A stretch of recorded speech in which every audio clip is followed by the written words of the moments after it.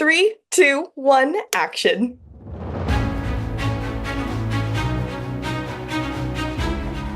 Welcome back to episode 38 of As Seen on Screen. I'm Nicole. And I'm Gracie, and we're your source for entertainment news, reviews, interviews, and more. You can find us wherever you get your podcasts on Spotify and YouTube. Well, welcome back to another week here on the show. Thank you so much for joining us again. We're happy you're here, and we have some exciting news to talk about today, specifically in the world of film. Tons to talk about, including Oscar nominations. They are right around the corner, and the nominations came out last week, so we have a lot to catch up on since we didn't do this type of show last week. So let's dive right into it. The Oscars. We're at the 97th Academy Awards this year, almost 100. I wonder what the 100th show is going to look like in a few years. But Gracie, what is the category that you want to start off with? Something surprised you, something you like? I mean, we'll start off basic. We'll start off with Best Picture I because like it's the I one like that everybody really cares about, apart from like Best Actor, Best Supporting Actress, stuff like Mhm. that. But Best Picture, getting right into it, we have Anora, The Brutalist, A Complete Unknown, Conclave, Dune Part 2, Amelia Perez, I'm Still Here, Nickel Boys, The Substance, and Wicked. This seems like a lot of nominations for me. I don't know why, but in my head I expect it to be like five, and this is like a lot. Um, but all good movies. All good movies. I mean, there's so much discourse, I feel like, after the nominations came out. A lot of people are upset about certain categories, certain snubs, whatever. Best Picture wise, I don't feel like this is a bad list. I know a lot of people wanted to see Sing Sing on here. Hmm. So I know some people were disappointed at that. I think I'm Still Here being on here is such a cool thing. I am very excited for them about being on this list and also Best International Feature List nomination. I think that's very exciting for them. And Fernanda Torres, of course, got her nomination in the leading actress category as well. So all very exciting things there. Personally, I think The Substance being nominated for Best Picture is quite cool. We've talked about this before with horror and award shows, and usually horror isn't necessarily recognized at these types or many types of awards. And so I think it's very cool to be seeing Corley Fargy, Demi Moore, this movie in general, getting all of this recognition. So I think that's very cool. And of course, you have some of the bigger blockbuster movies on here this year. You have Dune Part 2, you have Wicked. I would argue to say that like The Brutalist and Anora and Complete Unknown are definitely the ones that were more like the obvious choices for that, and I'm happy because those are also all great movies as well. So I don't think this is a bad list with all the movies we can think about we had this year. I think this is a pretty solid lineup. I honestly, the only thing I'm wondering is who's gonna win because at this point, I really don't know. I Part of know. me feels like it's gonna be Amelia Perez, but you never know. The Brutalist was very popular with critics and people, so could be that. But I'm kind of hoping it's Honora because they deserve redemption after the Golden Globes. It's going to be so interesting to see if Nora. I can't picture Nora getting shut out of the Oscars either. Because Oscars and Golden Globes, two very different vibes, two very Mhm. different award shows. Obviously, Nora getting completely shut out at the Globes was a big shock, I would say, to a lot of people. It had a bunch of buzz going up to Golden Globes, mainly because also it was leading in the leaderboard for award season so far. The smaller awards, I believe it's still in the lead right now.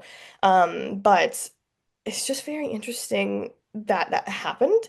I think also, I don't know if it was Rotten Tomatoes or someone else, might have been Letterboxd, I'm not sure, but they released a ranking. I think it was Letterboxd, or I think it was Rotten Tomatoes because of it was like the tomato meter and the audience score, but like the ratings of all the movies that are nominated for Best Picture this year, and Amelia Perez is actually like 2 point something. It's the bottom of all 10. I can't speak too much on this because I still haven't seen Amelia Perez and I need to watch it. I will 100% watch it before the Oscars, but I still haven't seen it. Gracie's seen it, but honestly, on my perspective, I am only hearing from people that have watched it. Consensus for most people that I know, is they didn't enjoy it, and I think a lot of people also have issues. Again, I haven't seen it, but this is just what I've heard about possible misrepresentation. of different cultures in this film. Obviously, it is set in Mexico, but it is directed by a French director, and there are no actual Mexican actresses or actors in this film. So I don't know. I haven't seen it. It doesn't totally catch my interest, and maybe that's why I haven't watched it yet either. But I do need to. I know. But yes, I think there's going to be a lot of interesting discourse leading up to the Oscars with discussion about all of these films. I mean, there already is. What are your thoughts on the Challenger shutout? Oh, I'm distraught along with the rest of the cinematic people that love movies. I this was the obvious choice to win. Like it just I don't know how to explain it other than Challengers, soundtrack, and like score changed lives. So the fact that it was not nominated at the very least is crazy to me. And in that category, in music original score, the nominations are The Brutalist, Conclave, Amelia Perez, Wicked, and The Wild Robot. You know what, it's funny because I remember doing my review on Challengers last spring, kind of when we first started this show, Mhm. and I think my issue was that I hyped it up so much that like I was so excited about this movie that I went and saw it, and I was like, it was fine, but personally, I definitely don't think it's a bad movie. I think the way that this was put together, I think the production for this and the performances, all of them were great. I just was too hyped about it and then it just kind of fell flat. But I don't disagree that it should have received a soundtrack nomination because the score in that film is so fun. Every time I hear one of the sounds on TikTok, I'm like, yeah, get into it. Get into it. I My Yeah. problem is, as much as I enjoyed Amelia Perez, I do not think it should have been nominated for one, original score, and two, original song. Why? It's nominated for two original songs. And I'm gonna be so honest, I enjoyed the movie. It was good, but the songs, like I'm sure everybody's seen them on TikTok. It's nothing to like write home about. And I mean, that was so much love to the person that wrote these songs because obviously a lot goes into it. But I will not be getting over the Golden Globes where they won Best Song and like against Wicked. Yeah, and yeah, Wicked's interesting because would Wicked be able to be put in, are all the songs original or from any, like, are they all adapted from the Broadway play, They're all probably, adapted, but right? Yeah. part two is gonna have original songs. So So we'll see next year. yeah, Well, let's move into the actor and actress categories in leading and supporting roles. Starting off with actress in a leading role, the nominees this year are Cynthia Erivo for Wicked, Carla Sofia Gascon for Amelia Perez, Mikey Madison for Nora, Demi Moore for The Substance, and Fernanda Torres for I'm Still Here. And honestly, I'm pretty sure this was like what I would have guessed. mhm. I was pretty confident that Demi Moore was going to get that nomination still. I think I'm trying to think for the Globes, the two different categories people were nominated. Obviously, Pamela Anderson didn't receive a nomination for The Last Showgirl. Surprising. I I feel like surprising, but I enjoyed that movie. I don't know if that was like a big critically loved movie. You know what I It's mean? not even the movie, it's just the performance. That is true. That is true. That is true. Yeah. Was there any surprises on here for you or anyone you feel left out? I mean, obviously people thought maybe Zendaya was left off the list, going back to challengers. I mean, I'm not surprised by this list in Yeah. any way, shape, or form. Mhm. Um, I think I kind of forget about the film I'm Still Here. So when I see it, I'm like, oh, I still have to watch that. Yeah. But I'm glad it got its nods. Um, Demi Moore, I mean, doesn't surprise me that she's nominated after she won a Golden Globe for this role. Um, but I don't think she's gonna win. I will be highly shocked if she wins for this category at the Oscars. I will too, and I'm sad to say that, but I don't think my gut is not telling me Demi Moore will take the Oscar. The Oscars gave her a nod and they're like, be okay with that.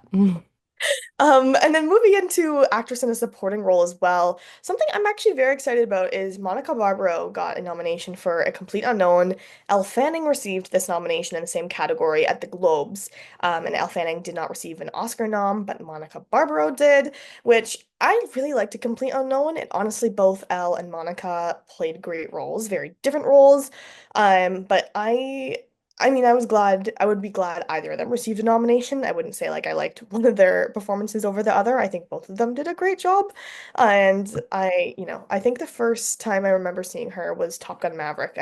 I'm sure Mm. maybe I've seen her in other stuff. I can't remember past that, before that, but that was the first time I remember seeing her, and she's a great actress. So I'm very excited for her for that.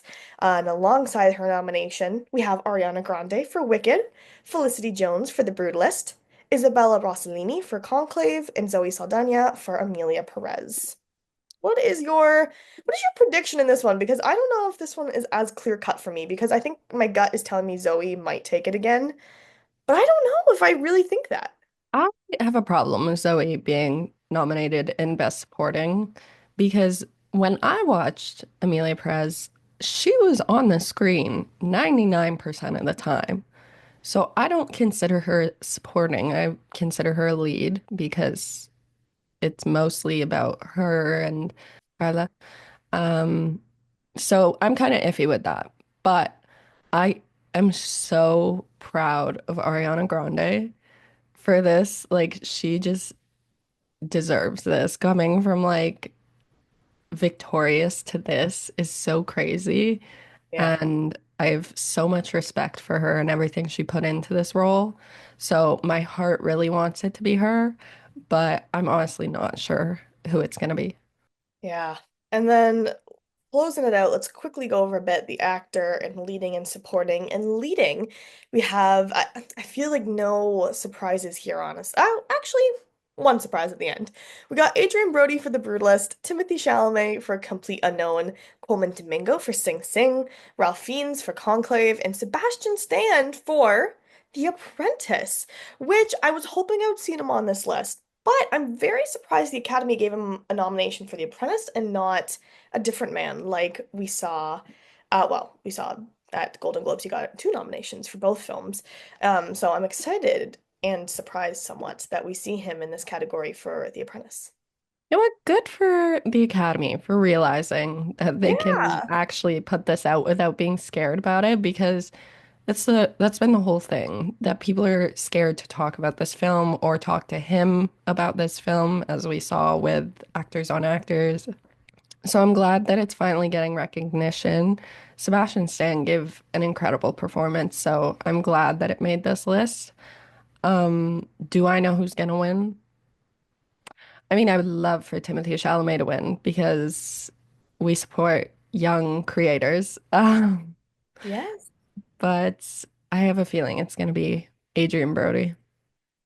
And I saw something I posted on my Instagram story. Timothy Chalamet is now the first he's the youngest actor since James Dean to receive two Oscar nominations, which I think is really cool to see.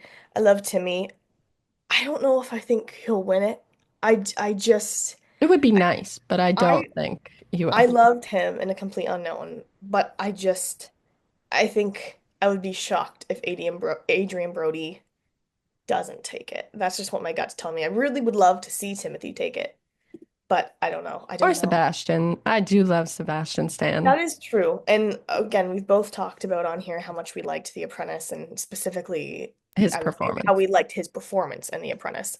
Um, I was just very blown away by his performance. But also, The Apprentice got a nod in actor in a supporting role, with Jeremy Strong receiving a nomination for The Apprentice as well.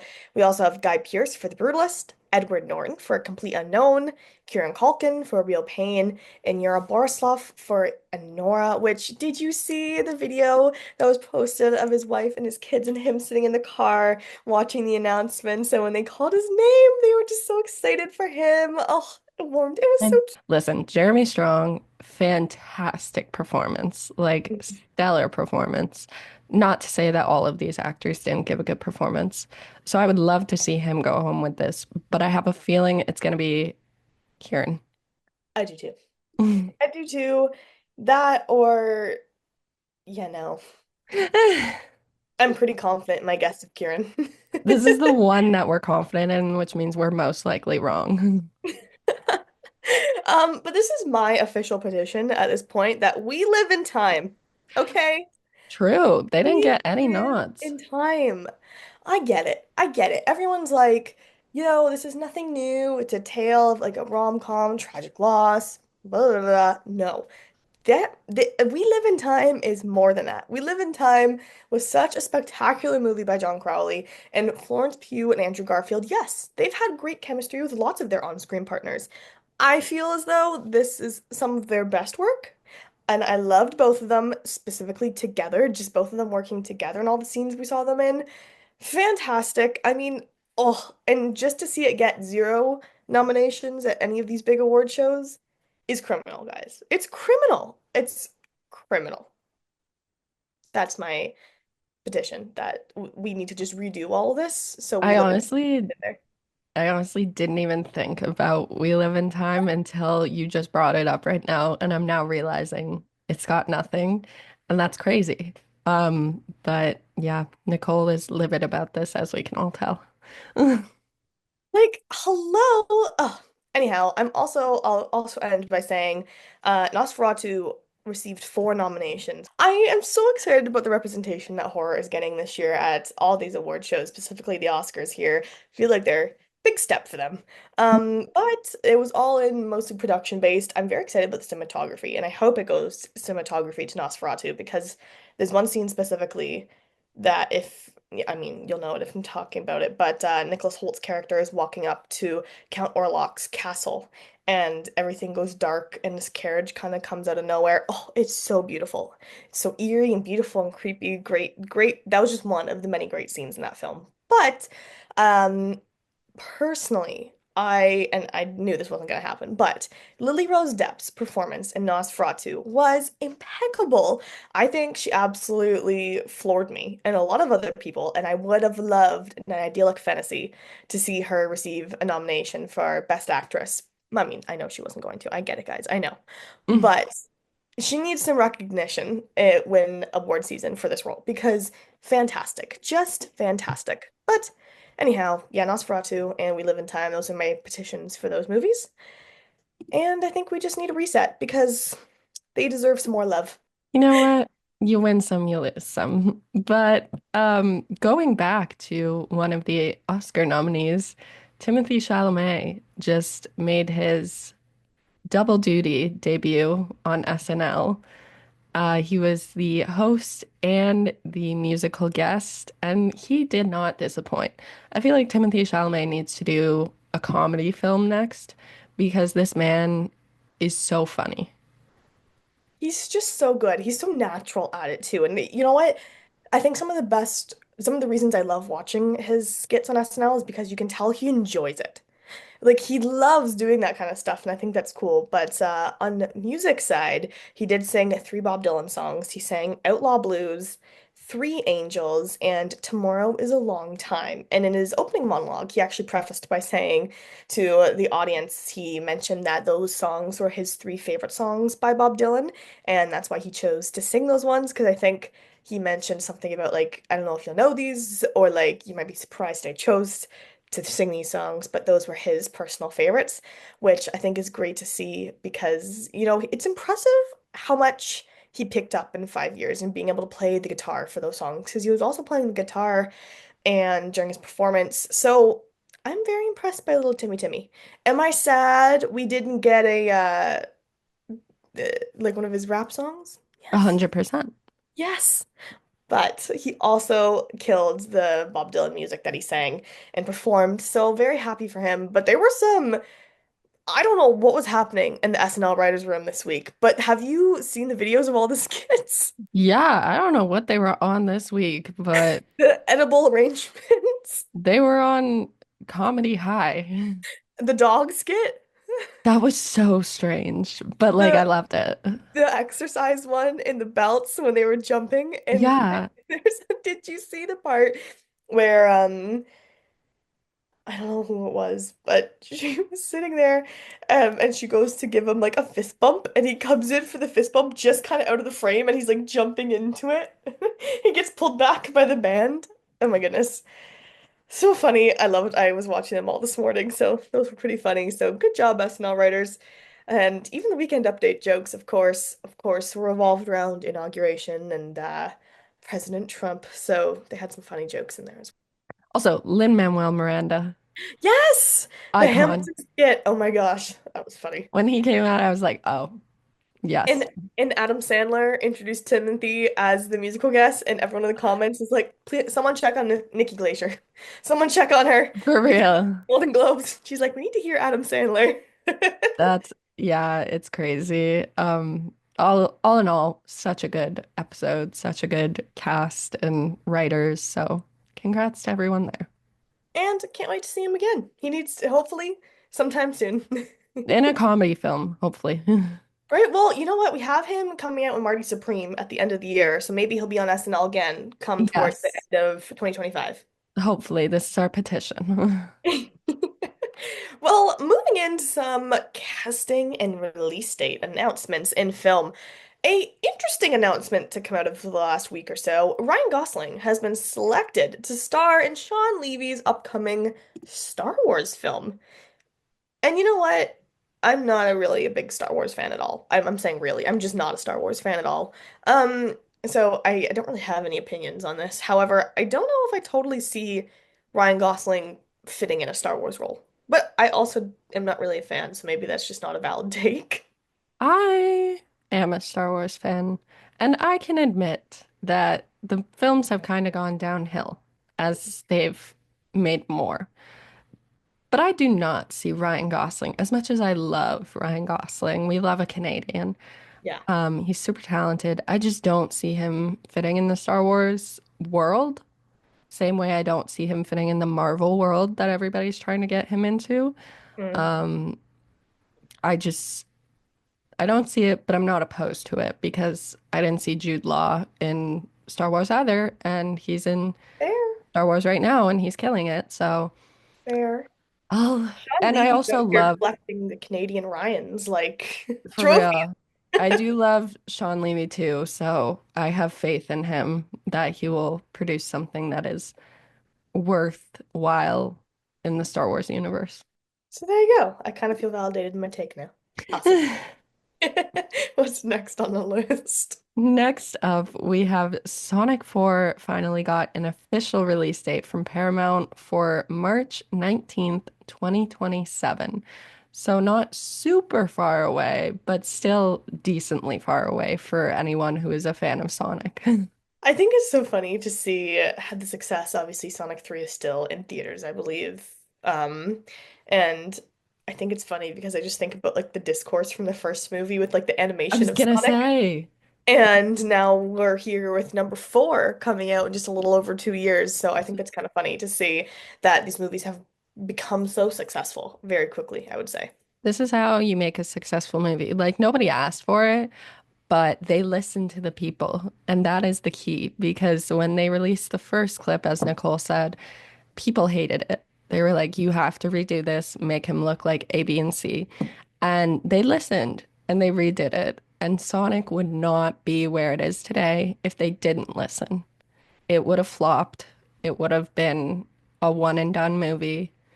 But, you listen, you learn, and you get three more movies, apparently.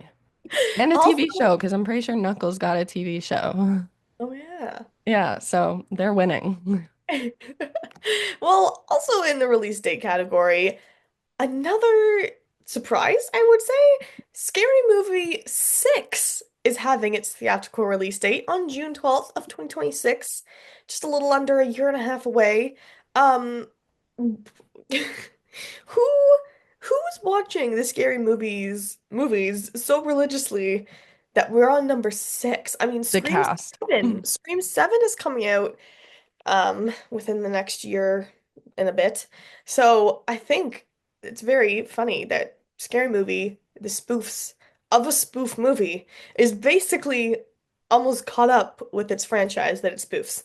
Maybe that's their goal. Maybe they're like, for every Scream they make, we need to make a new scary movie. They're like, we gotta keep up. I actually don't think I've watched past the third one. I don't Yeah. think I've watched past one. I honestly, I was saying to Nicole, I was like, I didn't realize there were so many scary movies. Right? Um, They all just kind of blend together for me. I probably have watched more than one, but another fun announcement, Running Point, starring Kate Hudson, finally got a release date at Netflix for February 27th of this year. So it's coming very soon. And I believe they just released the trailer and the promotional pics for it. So, promotion's starting. Honestly, I'm very weary with Netflix at this point. So You just gotta be, it's like a cautionary tale. yeah, after we watch Back in Action, I'm kind of scared. So Mhm. we'll see. Over on HBO in renewals, we also have The White Lotus returning, renewed for season four. So, any fans of the show, you have some exciting news over the last few weeks. I'm honestly not surprised by this. Like season No. 3 hasn't even come out yet, and they're like, bam, here's season 4 confirmed for you. But yeah, I don't know. I never got into White Lotus. I watched the first season, but couldn't get into it. Moving over to music related stuff, but it's also still in film. Charlie XCX is set to star in the new film The Moment with A24, and she's also going to produce the movie with her new production company, Studio 365. And I just have to say, she is an icon. She is the moment. I'm loving that she's capitalizing on her success, I think is the right statement. Um, and she's just such a boss. I love her. Her calling her production company Studio 365 is hilarious. I love that. Iconic. She will be a party girl forever. Well, that's all the news we have for this week. So let's move in to our most beloved watches of the week. So we both have a review that is coming out today, or it is already out today on Prime Video. You're cordially invited. Thank you to Prime Video and the TARO Group for sending us early screeners of the film. We both had a chance to watch it last week at home, and I also have a review of Flight Risk. But Gracie, let's kick it off with you. What films do you want to talk about today? Man, you always do this to me where you're like, I want to hear what you have to say first, even though you know what I'm gonna say. Um, Transitions, transitions. You're Cordially Invited obviously stars Will Ferrell and Reese Witherspoon. We've talked about this before on the podcast when they first started promoting it. Um, we were very excited for it and it was very promising, but I don't know what's going on with 2025 so far, but films are not hitting their marks, in our opinion, at least. You're Cordially Invited. I walked into it with medium expectations because Nicole watched it before me and she was like, eh. And I was like, oh, darn. Um, it was predictable. It wasn't super funny, in my opinion, which is strange for Will Ferrell and Reese Witherspoon, and also a film that's supposed to be marketed as a comedy. And I just felt like it was hard to really enjoy the characters because they were just really irritating at times. That being said, Reese Witherspoon and Will Ferrell together, such a good duo, had so much potential. I feel like their chemistry was great, but I don't like the way the movie kind of pushed in the ending. Mm, So, mm.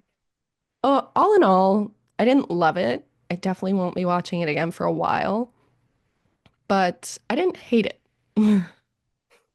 My rating is 2 stars out of 5. I I was believe that was mine too, actually. So, I really just wasn't a fan. I'm even leaning towards like 1.5 stars because I agree with Gracie. It's not that funny. It's kind of dry. Some of the jokes land like it's because it's so predictable. The jokes land weirdly because it's almost like some of them you know. I would say my biggest problem with the movie is it's very, very repetitive to me. I it's felt it very was very repetitive. repetitive, Yeah. and the running time is 109 minutes, so it's just under 2 hours. Honestly, I felt like I was sitting there forever. I Mhm. found it to be the longest movie. And Yeah. at one point I went to pause it because I went to grab something. And there was like 40 minutes left. And I genuinely thought it was winding down. I was like, oh, we still have a lot Surprise. to go. Um, it's very repetitive because, so if you haven't heard what this film is about, basically two wedding parties are booked in the same venue for the same weekend, but it can only hold one wedding. So because they're accidentally booked, we have Will Ferrell's family and Reese Witherspoon's family. They eventually decide that they're going to compromise and share the space, which again, in a space only is able to hold one wedding, probably not a good idea.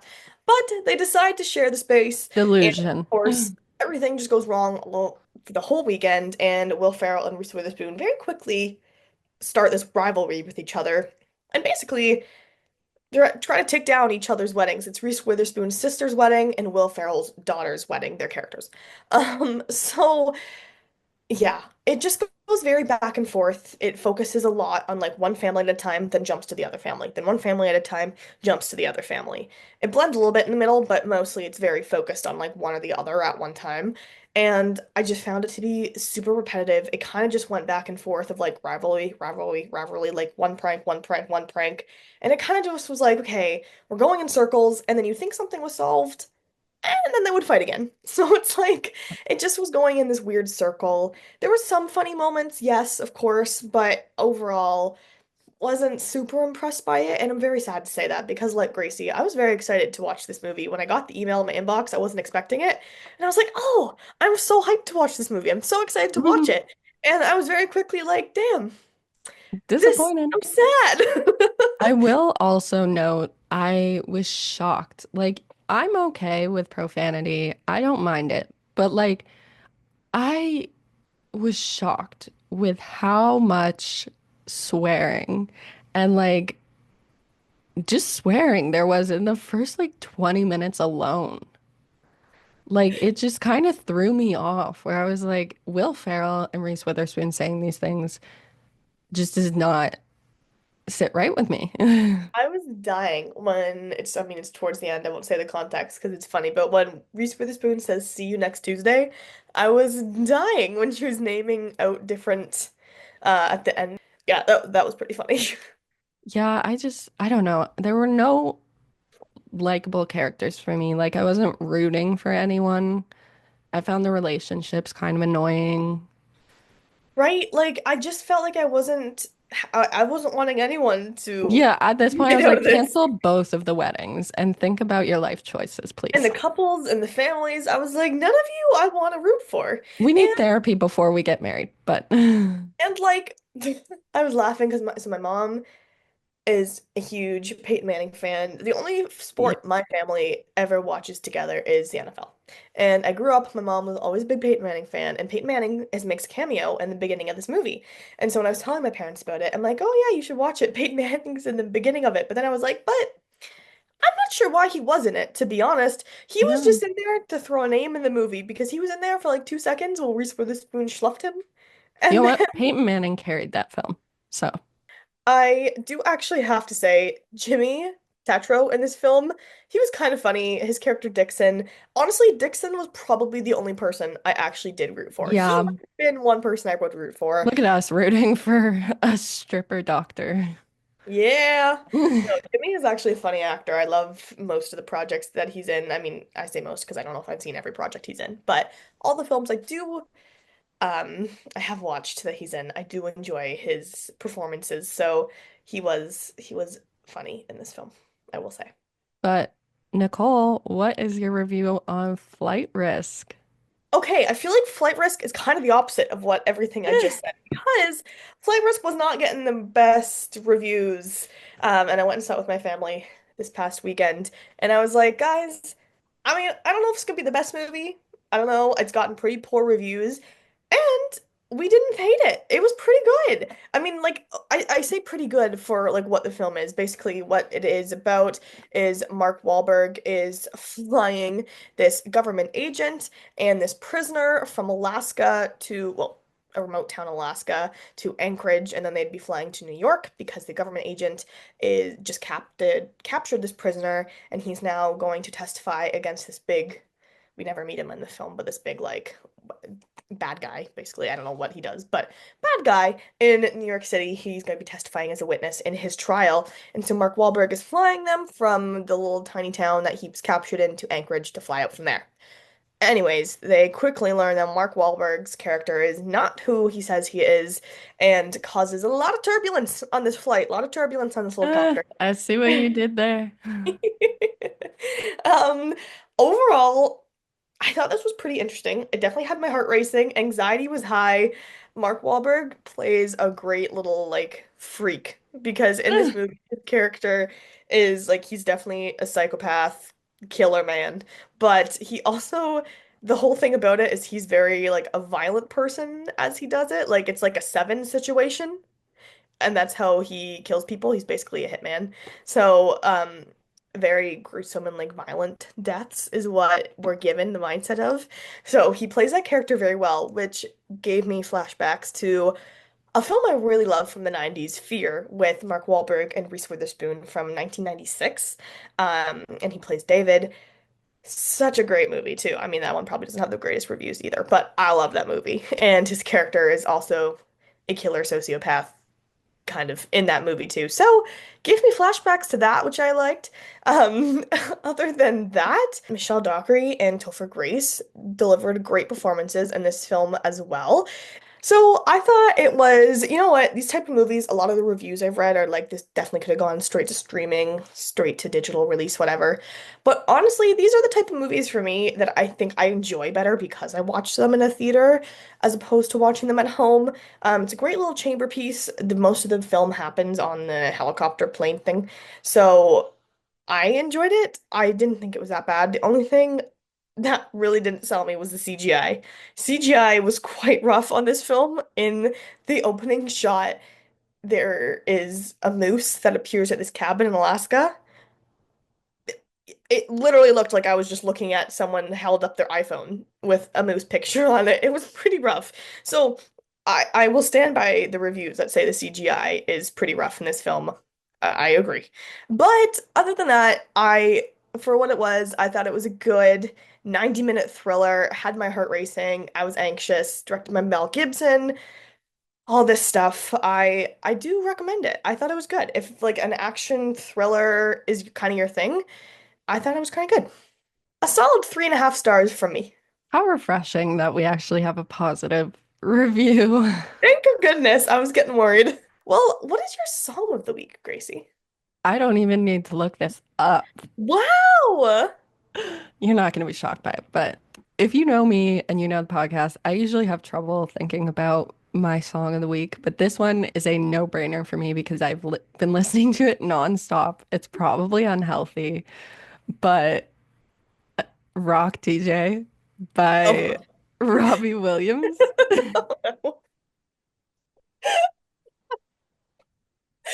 Another review that we could mention is we saw Better Man 2 weeks ago because we did do an episode last week like this, and we both really enjoyed it. So Gracie's For You page on TikTok is now strictly Better Man and Robbie Williams content. And I am not complaining because I now love this man. It is my new life goal to see him in concert at least once. Um, I just think he's an icon. He is forever the moment. But yeah, this song obviously was the song that made me want to go see the film. And I think it was the same for Nicole because I looked at her while we were watching the film and I was like, hey, after this, even if the movie sucks, we can leave because I've seen what I came to see, which was the Rock DJ musical number. And we did stay for the rest of the film, which I ended up crying at the end. But yeah, just a good vibe. It's a feel-good song. It gets you dancing. Um, and the vocals are crazy. So shout out Robbie Williams. That was another positive review we had already this year. I think And it was about a CGI we monkey. were pleasantly surprised leaving Better Man. Yeah, I think, yeah, we were pretty surprised with Better Man, but you know what? Sometimes it's the movies we walk into expecting like nothing that we come out being like, oh, that was so good. Exactly. So, moral of the story, go into every movie feeling like it's gonna be horrible. Amazing mindset to have. Amazing. My song of the week is something I rediscovered because I heard it on a TikTok randomly, and I do remember listening to this as a kid. It's also definitely been in a few movies, but the song Everybody by Ingrid Michaelson, I have now added it back to one of my playlists because I forgot it existed. But a great little song has been on repeat a little bit for me this week. So those are our watch and listens of the week. On to our very short and last segment of today, upcoming releases. Honestly, I couldn't find half of the stuff I was trying to find. Um, it's a slow week for release dates, so we only have two theatrical releases. We have Companion hitting theaters officially tomorrow on January 31st. I am pumped for this movie. There's so much positiveness around this movie. So many great reviews have already hit Rotten Tomatoes and Letterboxd. People we know who have seen it, they have loved it. I am so excited for this movie. So excited. Which is, I'm also excited for this movie, which is shocking because, as we all know, I don't do scary movies, but this one I'm sat for. This one has hit Gracie's list, so you know it's either not going to be scary or or it's Sadly. just going to be that great. No, here's the thing though. I can do thrillers. I can't do horror. Oh, well, I can do horrors. I just like sweat and I was stress. gonna say, I've watched a few horrors with you. You can do it. I know you can. Yeah, I get really aggressive. I end up hitting Nicole because usually when I watch horrors, it's her fault. I just So think of Cuckoo at South by Southwest when we were sitting there. She I turned to her, I was like, smacked me. every time She's I like, get ah, scared, I'm gonna hit you because this is your fault. hey, you're lucky I didn't drag you to Immaculate. You would have been I would have very puked. scared in that movie. I probably would have been sick. Yeah, so maybe not horror, but thriller I can deal with. Don't ask me how or why, just it That's worked. okay. That's okay. I think you're Yeah. very excited for Companion. Our second and final release of this week is Dogman, which is having its theatrical release January 31st as well. So if you're looking for a good double feature, you can go see Companion and then you can see Dogman or reverse. That was like really opposite of the scale there. That was Exactly. That's why one extreme to the it's next. the new like Barbenheimer or what was the other one? Glicked. Look at now we have Pan Man. Companion dog. Ugh. Compan Man. Companion man. Dogs can be companions, so I think it works out. Actually, in Dogman, he is a companion, so not too far off. Amazing. Ugh. Well, that brings us to the end of the show today. Thank you so, so much for sticking around and hanging out with us today. Hope you enjoyed going over some of the latest entertainment news. So many exciting things happening, especially in movie land over the next little bit. So we will be back same time next week to talk all more about it. But as always, thank you for tuning in to this episode of As Seen on Screen. I'm Nicole. I'm Gracie, and you can find us wherever you get your podcasts on Spotify or YouTube. We'll see you next week. Bye. Bye.